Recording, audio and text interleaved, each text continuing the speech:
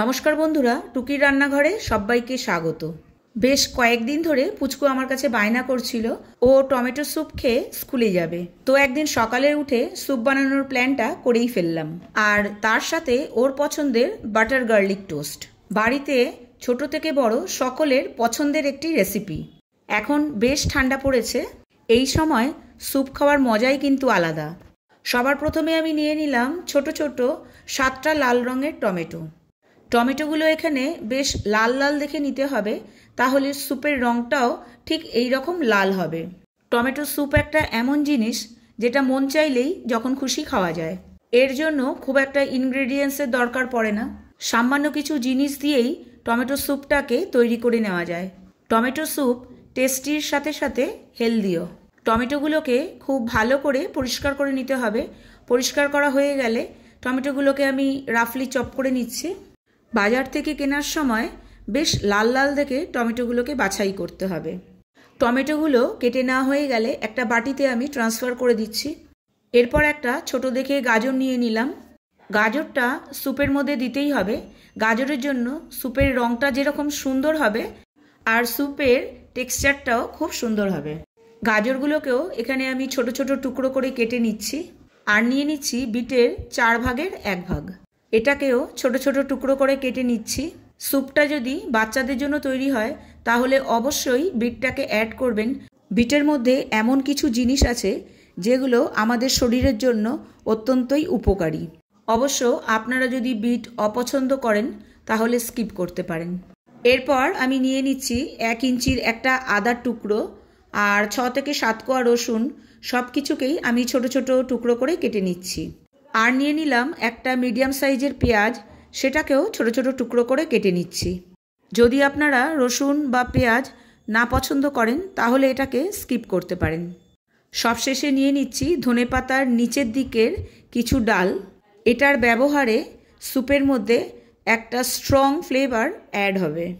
আমি একটা কড়াইতে স্যুপটা বানিয়ে নেব, তার জন্য নিয়ে নিলাম 2 টেবিল স্পুন বাটার। আপনারা চাইলে স্যুপটাকে কুকারের মধ্যেও বানিয়ে নিতে পারেন। বাটারটা ভালো করে গরম হয়ে গেলে তার মধ্যে দিয়ে দিলাম 3 থেকে 4টে লবঙ্গ। এই সময় গ্যাসের ফ্লেমটাকে আমি লোতে রেখেছি। দিয়ে দিচ্ছি 12 থেকে 15টা গোটা গোলমরিচ, একটা তেজপাতা, একটা দারচিনির স্টিক, একটা কালো এলাচ আর একটা সবুজ এলাচ। লো ফ্লেমে মশলাগুলোকে একটু নাড়াচাড়া করে নিতে হবে যতক্ষণ পর্যন্ত না এর থেকে সুন্দর একটা গন্ধ বেরোয়। এরপরে আমি অ্যাড করে দিলাম রসুন কুচি। রসুনগুলোকে বেশি লাল করার দরকার নেই, হালকা একটু নেড়ে চেড়েই এর মধ্যে আমি অ্যাড করে দিলাম পেঁয়াজ কুচি ও আদা কুচি। 2 থেকে 3 মিনিট মশলাগুলো ভালো করে ভাজা হয়ে গেলে এর মধ্যে আমি দিয়ে দিলাম আগে থেকে কেটে রাখা টমেটো, বিট, গাজর এবং ধনেপাতার নিচের দিকের ডালগুলোকে। সব কিছুকে খুব ভালোভাবে মিশিয়ে নিয়ে এখানে আমি অ্যাড করে দিলাম 1.5 টেবিল স্পুন নুন। নুনটা কিন্তু আপনারা আপনাদের স্বাদ অনুযায়ী ব্যবহার করবেন। 2 থেকে 3 মিনিট সব কিছুকে খুব ভালোভাবে নাড়াচাড়া করে নিয়ে এর মধ্যে আমি মিশিয়ে দেব পরিমাণ মতো জল। আমি এখানে হাফ গ্লাস জল ব্যবহার করেছি। এই সময় গ্যাসের ফ্লেমটাকে আমি লো টু মিডিয়ামে রেখেছি। এবার আমি সব কিছুকে আরও একবার খুব ভালোভাবে মিশিয়ে নেব আর ঢেকে রেখে দেব 10 মিনিটের জন্য। কড়াইটাকে ঢেকে দিলে টমেটোগুলো খুব তাড়াতাড়ি সফট হয়ে যাবে। ঢাকনার মুখে যে ছিদ্রটা আছে সেটাকে আমি একটা লবঙ্গ দিয়ে বন্ধ করে দিলাম। 10 মিনিট পর আমি ঢাকনাটা খুলে দেখে নিচ্ছি। দেখুন টমেটোগুলো কিন্তু দেখেই বোঝা যাচ্ছে একদম সফট হয়ে গেছে। এবার আমি গ্যাসের ফ্লেমটাকে অফ করে দিয়ে টমেটোগুলোকে ঠান্ডা হতে দেব। ঠান্ডা হয়ে গেলে এর মধ্যে যে গোটা মশলাগুলো আছে সেগুলোকে আমি একে একে বার করে নেব।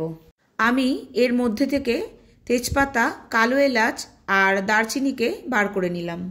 এরপর এটাকে আমি মিক্সার গ্রাইন্ডারে দিয়ে একটা স্মুথ পেস্ট বানিয়ে নেব। এই সময় খেয়াল রাখতে হবে যেন মশলাগুলো একদম ঠান্ডা থাকে। গরম অবস্থায় মশলাগুলো মিক্সার গ্রাইন্ডারে দিলে অনেক সময় ঢাকনাটা খুলে যাওয়ার ভয় থাকে। মশলাটা পেস্ট করার সময় আমি এখানে প্রায় হাফ গ্লাস মতো জল ব্যবহার করেছি। তারপর একটা স্ট্রেনারের সাহায্যে ছেঁকে নিচ্ছি। ছাকার সময় এখানে অল্প অল্প জল ব্যবহার করতে পারেন। জল ব্যবহার করলে পুরো টমেটোটাই আস্তে আস্তে নেটের মধ্যে থেকে বেরিয়ে আসবে। দেখুন এখানে স্যুপের রঙটা খুব সুন্দর এসছে। আমি এখানে কোনো রকম আর্টিফিশিয়াল কালার ইউজ করিনি। আপনারাও যদি ঠিক এইভাবেই রেসিপিটাকে ফলো করেন তাহলে আপনাদের স্যুপের রঙটাও কিন্তু ঠিক এই রকমই সুন্দর হবে। টমেটোর পেস্টটাকে আমি আবার কড়াইতে ট্রান্সফার করে দিলাম আর দিয়ে দিলাম প্রায় 1 গ্লাস জল। আপনারা স্যুপের কনসিস্টেন্সিটা আপনাদের ইচ্ছা অনুযায়ী রাখতে পারেন। লো ফ্লেমে কড়াইটাকে এভাবেই আমি এখন রেখে দেব আর টমেটো স্যুপটাকে ফুটিয়ে নেব 10 থেকে 15 মিনিটের জন্য। এই স্টেপটা অবশ্যই জরুরি, এটার ওপরেই স্যুপের টেস্টটা নির্ভর করে। আর স্যুপের সাথে সার্ভ করার জন্য আমি এখানে বানিয়ে নিচ্ছি বাটার গার্লিক টোস্ট।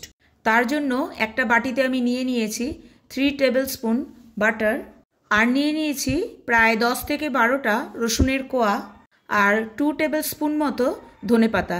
সব কিছুকেই খুব ভালো করে আমি এখানে কুচিয়ে নিয়েছি। রসুন আর ধনেপাতাটাকে খুব ভালো করে বাটারের সাথে মিশিয়ে নিতে হবে। তারপর এখানে আমি অ্যাড করে দিলাম 1/2 teaspoon oregano, 1/2 teaspoon chili flakes, 1/2 teaspoon mix herbs. আবারও সব কিছুকে খুব ভালোভাবে মিশিয়ে নিতে হবে।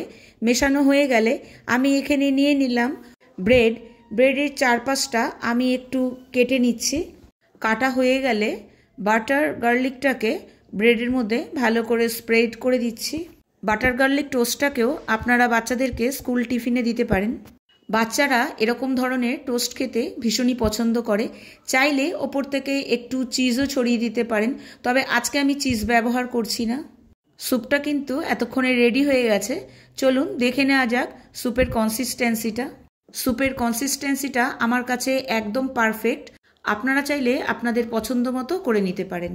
সবার শেষে দিয়ে দেব 1/2 টেবিল স্পুন গোলমরিচ আর 1 টেবিল স্পুন চিনি। চিনিটা অবশ্যই দিতে হবে, স্কিপ করলে চলবে না।